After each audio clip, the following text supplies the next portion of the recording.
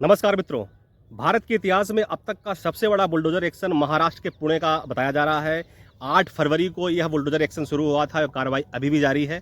महाराष्ट्र के पिंपरी चिंचवड़ के चिखली इलाके में कोंडलवाड़ी एक क्षेत्र है, वहाँ पर कार्रवाई हुई है और ये अब तक की सबसे बड़ी कार्रवाई बताई जा रही है। दरअसल पिछले साल भारतीय जनता पार्टी के विधायक ने विधानसभा में मुद्दा उठाया था कि रोहिंग्या और मुसलमानों के द्वारा अवैध कंस्ट्रक्शन किया गया है इस क्षेत्र में, लेकिन उस समय पुलिस ने इस घटना को नकारा था।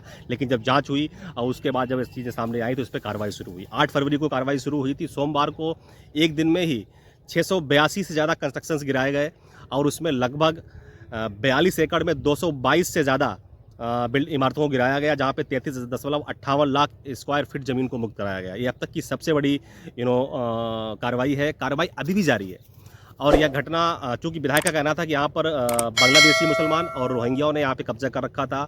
वहाँ के लोगों का कहना है कि यह राजनीति से प्रेरित घटना मतलब जो है कार्रवाई हो रही है, ऐसा नहीं करना चाहिए। 30 से ज़्यादा हाई कोर्ट में याचिकाएं दायर की गई थी, उन सभी याचिकाओं को खारिज कर दिया गया क्योंकि जाँच में पाया गया कि ये जगह सारी यहाँ पर जो कब्जा हुआ है वो अवैध कब्जा हुआ है। यह कार्रवाई करने के लिए पुलिस बल की आपको पता ही है, जब इस तरह के अवैध कंस्ट्रक्शन हटाए जाते हैं तो ये लोग जो है उसका रोकने का प्रयास करते हैं। दंगे प्रसाद भी होने की संभावनाएं रहती हैं।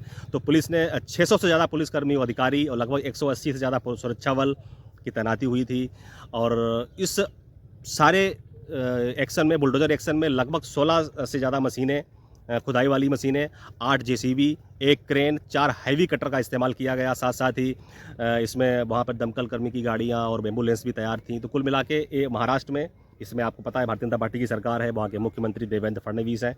भारत में जहाँ जहाँ पर भारतीय जनता पार्टी की सरकार है और ज़मीन चाहे राज्य की हो चाहे केंद्र की हो, उस पर अवैध कब्जे अगर हुए हैं तो इस तरह की कार्रवाई होती है। आपको सब जानते ही हैं कि बुलडोजर बाबा के नाम से योगी जी फेमस हुए और उत्तर प्रदेश में कार्रवाई की शुरुआत उन्होंने की। इससे पहले इतने बड़ी मात्रा में रेगुलर कार्रवाई कभी नहीं हुई थी जितनी योगी जी ने की है रुक रुक कर, लेकिन जगह समय समय पर कार्रवाई होती रही है। उसके बाद मध्य प्रदेश में इसको फॉलो किया गया और जहाँ जहाँ पर बीजेपी शासित राज्य हैं वहाँ पर इस तरह की कार्रवाई होती रही है।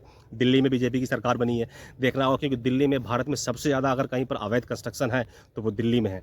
तो ये देखना होगा कि अब दिल्ली में किस तरह का एक्शन लिया जाता है। लेकिन कुल मिला के यह महाराष्ट्र में अब तक का सबसे बड़ा और मैं कहूँगा एक बहुत ही साहसिक कदम है, क्योंकि जिस तरीके से अवैध निर्माण हो रहे हैं, अवैध कब्जे हैं पूरे भारत में, वो निश्चित ही चिंता का विषय है और इसमें कहीं ना कहीं सरकार अब एक्टिव है और खासकर जहाँ पर भारतीय जनता पार्टी की सरकार है वहाँ पर इस तरह के साहसिक निर्णय लिए जा रहे हैं। महाराष्ट्र का ये निर्णय बताता है कि भारतीय जनता पार्टी किस दिशा में आगे बढ़ रही है और वो कभी भी इस तरह के निर्णय लेने से नहीं चूकती। हालांकि इससे पहले बुलडोजर एक्शन के बारे में हम लोगों ने कभी नहीं सोचा था। देखिए एग्जैक्ट बात है, इससे पहले जो भी जहाँ अवैध कब्जे करता था करता रहता था, कांग्रेस की सरकार के समय की बात है।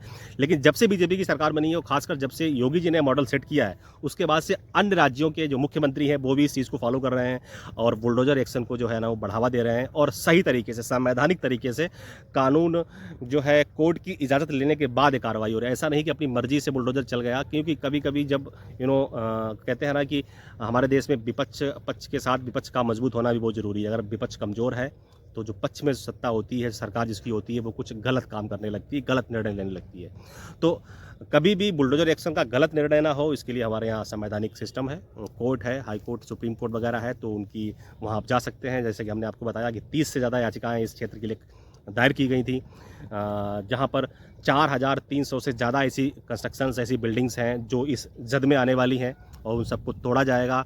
1500 से ज़्यादा बिल्डिंगों का पर जो एक्शन हो चुका है, एक्शन जारी है। चूँकि 8 फरवरी की घटना शुरू हुई थी सुबह 7 बजे, 8 फरवरी को ये कार्रवाई शुरू हुई थी, वो कंटिन्यू जारी है। फिलहाल अभी नई अपडेट जो आएगी वो मैं आपसे इसके बारे में रूबरू कराऊंगा कि उसमें कितना काम हुआ है, कंस्ट्रक्शन कहाँ। एक चीज़ और भी है कि जहाँ जहाँ पर अवैध कंस्ट्रक्शंस हुए हैं, जहाँ पर अवैध लोग से रोहिंग्या मुसलमान रह रहे हैं या बांग्लादेशी मुसलमान रह रहे हैं, तो वो अब उनकी, मान लीजिए उनका घर था जहाँ पर उन्हें अवैध कंस्ट्रक्शन, कारखाने, दुकानें खोल रखी थी, वो सब अब हटाई जाएंगी। लेकिन अब फिर वो कहाँ रहेंगे? सरकार ने उनके लिए अल्टरनेटिव क्या ऑप्शन कर रखा? क्या उनको वापस रोहिंग्या, म्यांमार और बांग्लादेश भेजा जाएगा उन लोगों को? क्योंकि ये भी बहुत ज़रूरी है। हमारे देश में लाखों की संख्या में अवैध रूप से लोग रह रहे हैं और सिर्फ ये महाराष्ट्र में नहीं है, दिल्ली में सबसे ज़्यादा शायद लोग होंगे, उत्तर प्रदेश में होंगे और बिहार में होंगे। सरकार को इस पर सख्ती से कदम उठानी चाहिए, उठा भी रही है। अन्य सरकारें हमारे देश में हैं, क्योंकि ज़रूरी नहीं कि बीजेपी ही वहाँ पर निर्णय ले। तो वोट बैंकों की वजह से शायद कुछ पार्टियां निर्णय नहीं ले पाती हैं, लेकिन बीजेपी खुलकर, प्रखर होकर इस मुद्दों पर बोलती रही है। अवैध निर्माण, चाहे वो अवैध घुसपैठिया हो, चाहे अवैध निर्माण हो, चाहे ज़मीन को गलत तरीके से कब्जा किया गया हो, उसको लेकर बीजेपी के केंद्र जहाँ पर बीजेपी शासित राज्य हैं, उन सब पर कार्रवाई होती है। सबसे इंटरेस्टिंग होगा दिल्ली में, कि दिल्ली में बीजेपी में मुख्यमंत्री रेखा गुप्ता जी किस तरीके से निर्णय लेती है, क्योंकि चुनाव से पहले वहाँ के जो उपराज्यपाल हैं, उन्होंने एक जो है कार्रवाई शुरू की थी, जाँच पड़ताल, वोटर ID, आधार कार्ड वगैरह चेक किए जा रहे थे, तो उसमें बहुत सारे ऐसे फर्जी डॉक्यूमेंट्स मिल रहे थे। तो अभी देखना होगा सरकार इसमें क्या निर्णय लेती है। हालांकि ये ऐतिहासिक और अब तक के इतिहास का सबसे बड़ा बुलडोजर एक्शन माना जा रहा है महाराष्ट्र का, पिंपरी चिंचवड चिखली कुंडलवाड़ी क्षेत्र का, जहां पर इतनी बड़ी संख्या में बुलडोजर एक्शन हुआ है। मिलते हैं अगले वीडियो में, तब तक के लिए धन्यवाद। जय हिंद, वंदे मातरम। वीडियो अच्छा लगा हो तो आप चैनल को सब्सक्राइब जरूर कीजिएगा और हमको ज़रूर बताइएगा कि हम किस विषय पर वीडियो बनाएं और कहाँ पे हमसे चूक हो रही है, उसके लिए भी हमको बताते रहिएगा। जय हिंद।